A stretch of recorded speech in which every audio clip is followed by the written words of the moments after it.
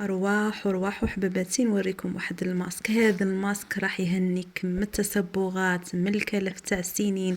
حب الشباب، يعطيك بشرة خالية من العيوب، يعطيك بشرة صافية.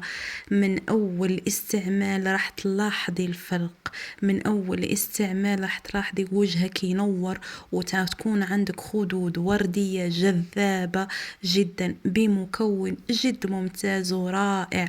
اختاريت لكم اليوم هذا الماسك يا البنات باش فقط تدعوا لي دعوه زينه وتشتركوا في القناه اذا كنتوا مازال ما اشتركتوش في القناه.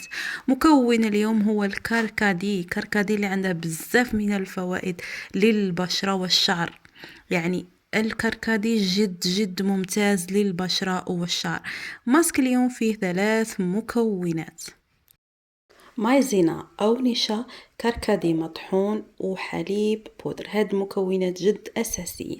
المرحلة الأولى أولا ناخدو الماء، أقل يكون نصف كأس من الماء، ونديرو ملعقة واحدة من النشا، وندير كل شيء في كسرونة ونقص النار ونخلي الخليط حتى يغلي ونطفي عليه النار.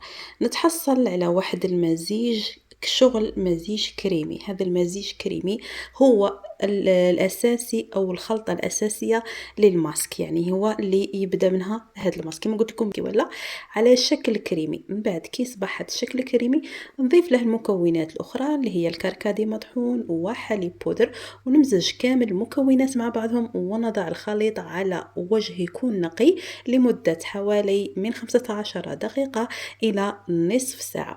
إذا البنات اللي تكتشف أول مرة القناة ما تنساش الاشتراك وتفعيل زر الجرس باش يوصلكم كل جديد، وما تنساوش ديروا لي ليجان باش هكا نكون نعرف باللي لا فيديو اللي نقدمه لكم او موضوع اللي نقدمه لكم راه ينال اعجابكم. هذا هو الشكل الماسك نتاعي، يصبح جد الشكل عنده جد رائع وعنده واحد الرائحة جد جميلة.